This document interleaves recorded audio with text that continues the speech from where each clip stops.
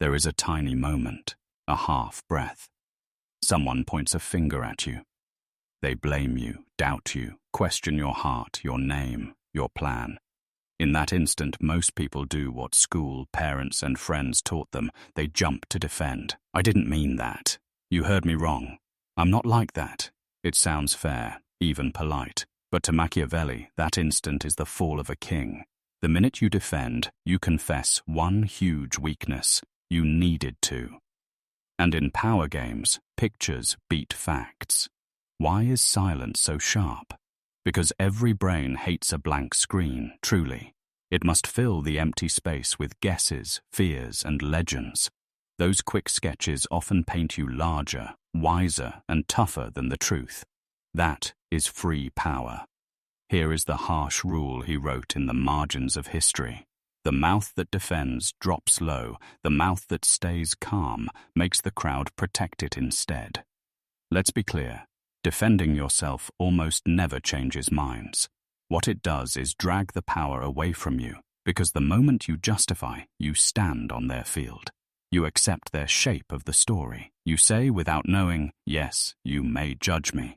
Once you hand them that right, they steer the tale. Even when you are innocent, you still look guilty, because quick excuses smell like fear. The strong let the silence burn white hot. They let the claim hang in the air while they study the room. Turn the attack into a mirror. Most people defend because they thirst to be understood. They think if they repeat, explain, and sparkle enough, the room will clap. But that hunger rises from soft feelings, not sharp strategy. You do not want clarity, you want control. Clarity is for therapy. Control is for power. Power does not grow from being fully known. It grows from being untouchable, half shadow, half fire. So when someone shrugs and calls you cold, proud, tricky, and you burst out, "No, you don't geschert," it. You surrender. You show them your nerves. You hand them the ball. And with that toss, you drop the most Machiavellian gift you ever had. Mystery. Think about the strongest person you have ever met. Not the noisiest, not the most liked. The one who used silence like steel. The one whose stare made you check your shirt for stains. The one who never blinked when hit with blame. Machiavelli would whisper to you. The explainer kneels. The silent one makes others dream bigger fears into the gap. That is the game. When you refuse to react, they get itchy. Their voice shakes. They search the faces around them for a nod and find only blank walls. Their power shrinks while yours spreads because you dared to do what hot minds hate. You made them argue with themselves. And that is how you flip the board. You let their dart die in the echo of its own weakness. Go deeper. You walk into a crowded room. A joke slices at your past, your rise, your calm walk. Heads swing to watch your reply. Here is your move. Nothing. No snort, no glare, no shrug. Just steady air. In that breath you turn invisible armor into stone. Now every eye thinks, why no reaction? Does he know some secret? Is he too high for this mud? Did that insult give him more fire? You just spun the social frame upside down. Their spotlight has become your throne. People do not stare at the spear, they stare at the shield, and silence, backed by presence, roars louder than any speech. Machiavelli studied more than plots. He studied pulses. He knew one thing above all. Power is not the words you speak. It is the words you could speak, but choose to lock behind your teeth. Now, the coldest play. Sometimes you go past ignoring, you flip it. Someone snaps, you're manipulative. You smile, look beyond them, and murmur, if that's how you see it. No anger, no sigh, just cool, still air. Watch them stumble. They wanted a mat. They wanted to see you sweat. Now they hold the burning coal alone. Then guilt crawls over them. Did they go too far? Did they look small? Do they seem scared now? Yes, they do. You took the storm they hurled and handed it right back without lifting a single finger. Silence can feel like a roar. It is not loud for you. It is loud for the person who wants you to talk.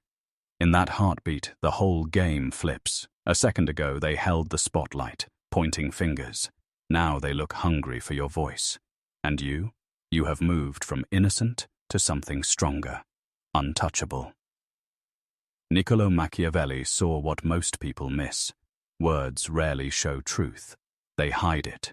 When someone pokes at you, softly or hard, they hope you jump into a fog of feelings. They crave a long, messy answer, because every extra word makes you sound less sure. Refuse. Let them live in the silence. Watch what happens next. They talk too much. They repeat. Their tone shakes. You have said nothing, yet now every eye judges them, not you. The crowd is not weighing facts, it is weighing nerves, and steady nerves beat perfect facts. Picture a business meeting. A co-worker tilts his head and says, "I'm not sold on your idea." He wants a rush of proof. Many people lean forward, wave papers, defend each detail. Stress leaks from their voices. The room smells fear. A Machiavellian player leans back, maybe even smiles. If he speaks, it is a gentle redirect. Walk us through your plan. Now the challenger must perform. Quiet calm flips the room. Soft doubt from the strong cuts, deeper than loud protest. This rule grows sharper in love. Imagine your partner sighs. "You don't care about me anymore." The usual reply is panic, fast words, deep apologies. That feeds the drama. The Machiavellian way: feel the claim, let it sit, breathe, then say, "That's not how I see it." No lecture, no defense. Your calm sets the rhythm. Whoever guides the rhythm gagnais. Des, the story. There is an even colder move. Vanish. Someone insults you online. Do nothing. Don't clap back, don't block, just go silent. Your absence hangs like a mirror. They shout into it and hear only themselves. Most people live on emotional replies. Take that away, and they crumble. They post more, complain louder, look unhinged. Meanwhile you rest, firm and still. They break themselves, trying to drag you into the mud. Ready for the elite turn? Shift the blame back without raising your voice. If they call you arrogant, smile. Confidence can make some folks uneasy. If they label you manipulative, shrug. Only the unmovable say that. If they say you're fake, nod. People often say that when they stop getting their way. You haven't denied anything. You have framed their words as their weakness. Now they scramble to defend their own feelings. You used their push to flip them onto the floor. Emotional judo. Machiavelli called this turning the blade. Never meet a sword with a shield. Step aside and let your rival stumble onto his own edge. School teaches us to polish our name, explain our hearts, clear every rumor. That lesson is a trap. Chase innocence, and you hint at guilt. A true strategist stays above the storm, too steady to shake, too high to reach. Throw enough stones at a mountain and people start doubting the thrower, not the rock. The harder enemies jab, the more flustered they appear. You defend less, they look weaker, jealous, erratic. Each silence you keep grows into a rumor of hidden strength. Many think power is proving things, proving you are right, proving you are pure. The real secret is letting others guess. Mystery is armor. Doubt is your guard dog. When they cannot read you, they fear you, and fear bends knees faster than proof. So next time blame flies your way, breathe once and close your lips. Let the air thicken around the room. Count to 3 while the accuser fills that space with shaky words. Feel the shift. Chairs squeak, eyes widen, heartbeats echo. None of them yours. That emptiness is not weakness. It is your invisible throne. If you must speak, do it last and do it light. A short line can weigh more than a speech. Noted, if you say so. We'll see. Each word lands like a stone dropped into still water. Ripples spread while you stay calm on the shore. Remember, silence is not retreat. It is a weapon of control. Use it with care and with honor when you can. but never forget its power to make loud voices tremble and rash hearts expose themselves. One last hook. Whoever speaks least owns the stage. Audiences lean toward the quiet space, guessing, worrying, and building myths. That hunger is pure leverage. Think of legends who ruled with pauses, a coach who stills a noisy gym, a judge who waits before a verdict. The silence forces every ear closer. Master that pause, and power follows without a chase. Picture this. Someone calls you a know-it-all right in front of everyone. The air freezes for half a second, and every face at the table tilts toward you, hungry for a show. Most people rush to prove the label wrong, leaning forward with shaky jokes or long explanations. But the instant you try to prove anything, you secretly nod yes to their judgment. You hand them the power to decide who you are, and slip their leash around your own neck. So imagine a different move. You hear the jab. Guess being humble isn't your thing, and instead of tensing up, you do nothing. 2 full, slow seconds of stillness. Let the silence hum. Scan the room with calm curiosity. Maybe lift one eyebrow like the comment amused you. The attacker starts to shift. Eyes flick left and right. A nervous smile twitches. They expected you to scramble. Now they're alone under the lights. If you feel like speaking, keep it short and cool. Interesting take. Or even softer. You seem tense today. Then quiet again. You haven't defended. You've redirected. The room's gaze slides off you and locks onto them. They hurry to explain their joke, laugh too loudly, look for backup, and the crowd sees the strain. Without raising your voice, you turn their swing into their stumble. Online, the pace is twice as fast and 10 times as loud.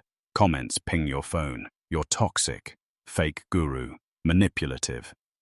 The normal reflex is a thread of proofs, screenshots, heartfelt essays, tearful videos. But listen to what Machiavelli would whisper. In public courtrooms, silence signals guilt. Unless your silence carries weight. So let it carry weight. No defense, no essay. Instead, twist the glare back on the crowd. Funny how dangerous means hard to control. 5 seconds to type, and you've flipped the story. You're not begging for trust. You're wearing the accusation like armor. They seem bitter. You seem unbothered. Viewers wonder who really leads the dance.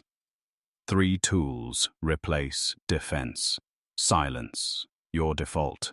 Cold, clean, forces them to fill the gap with shaky words. Deflection, slide the focus somewhere else without ever touching the blade. Let's hear your plan. Precision cuts, short lines that end the round. Someone snaps. You're full of yourself. You shrug. Confidence rattles the unsure. They hiss. You're fake. You answer. Authenticity isn't owed. They sneer. Think you're better than us? You smile. No, just thinking differently. Not one of those lines begs for mercy. Each one plants a flag. I stand here. Move me if you can. Refuse to chase approval, and a strange thing happens. Critics grow frantic. They expected a duel. Instead, they punch smoke. They shout loud. Stretch the truth. Post longer rants. Show their jealousy in HD. Meanwhile, you rise without moving. They're crumbling on a stage they built for you. Being misunderstood feels risky, but being predictable is worse. Predictable people get steered like shopping carts. They turn when anyone pulls. The misunderstood carry mystery, and mystery breeds caution. Friends lean in, foes step back. Machiavelli's old line echoes. It is safer to be feared than loved, yet safer still to be unclear than obvious. Confusion makes others slow down and watch their step. Next time someone fires a public shot, remember the leash trick. If you defend, you accept their collar. If you pause, you stay wild. Hold those 2 silent seconds. Let the room search your eyes and find a mirror instead. When you finally speak, if you speak, drop a single calm stone. Noted. Ripples spread while you rest on the shore. People who must explain themselves look desperate. People who stay calmly unreadable seem powerful. The river of opinion flows fast, but islands of stillness bend the current. Be the stillness. Let critics exhaust their voice against your silence. Then watch as they drift downstream, talking only to the echo of their own doubts. He watches you from the edge of the room. He does not leap, shout, or wrestle for space, and in that calm, you quietly steer the game. Let's break the last big myth. You don't need a nice name to win. You need a solid one. A person with a nice name must stay tidy, gentle, polite at every turn. A person with a solid name is not always liked, not always trusted, yet nobody dares poke him just for fun. That shift happens when you quit racing to protect yourself. Your name stops being about what others believe. It turns into what they fear you might do next. That's the flip. You stop begging for a thumbs up and start glowing with an air that makes people step carefully. Even your hush feels like a choice, and every move you skip becomes a new move in their heads. But silence is only the first stage. The final form is awe, a steady presence that floats above daily noise so accusations fade before they touch you. This does not come from killing all feelings. It grows from crafting a mind that is chill on purpose. Train yourself not to rush, not to plead, not to chase pats on the back. Cross that line and your very being stands as proof. Power slides into place like breath. Think of those few people you know who never type long threads or clap back at every critic. They never tweet haters, never post setting the record straight, yet crowds treat them with weight. Why? Because silence after a hit turns into a story. Empty space begs the brain to paint pictures, and the brain loves strong images. It fills the blank with danger, skill, secret facts. He must know something. She must have a plan. The guess alone makes people lean in. Machiavelli cared less about seeming good and more about steering the scene. When you do not defend, you guide how eyes see you, even if rumors swirl. Here's the twist. The more words you use to explain, the lonelier you appear. No one jumps in to help while you're already flailing. Stay calm instead, stone still, face unread, and watch bystanders raise a hand. That jab was too much. Why attack him? He didn't even bite back. They become your shield, unasked, and that is leverage. This force is built brick by brick. Pick stillness over reaction. Say less than you could. Refuse to patch every dig. Start small.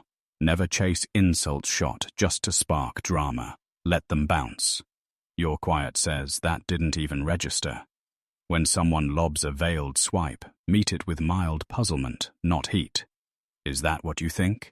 Spoken soft and flat, and the charge fizzles. When closing scenes, choose tiny doorstop phrases instead of long defense. Noted. Okay. Think what you like. Time will show. Each line locks the door. No extra debate slips through. Watch your face, shoulders, hands. True operators do not twitch. Stillness is armor, and the calmer you sit while others shake, the wider your shadow stretches. People fear what they can't read. You become not wild but unreadable, a mirror showing them their own nerves. Machiavelli would grin and say the most fearsome fighter is not the first to swing. It is the one who never needs to swing. One day the digs stop, not because you fought, but because foes see loss before round one.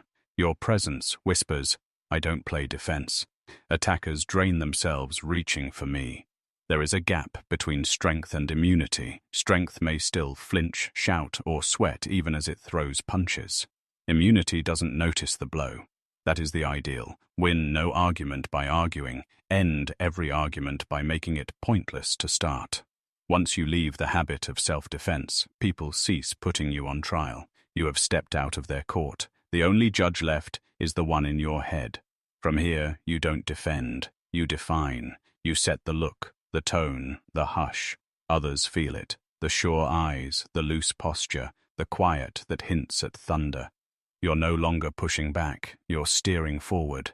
Then rooms tilt, talk drops, doubters mumble. Your name gains weight not through battle scars but through unbeaten walls. Never defending does not mean never speaking. It means speaking only when words tilt the board. Each sentence should feel like a chess move, not a block, and every time you let noise swirl past without touching it, you grow into the single thing no rival can steer, a person who answers to no leash but his own. Picture walking down a buzzing hallway at school. Someone shouts, "Big shot," hoping you'll blush. You keep walking, earbuds in, eyes forward.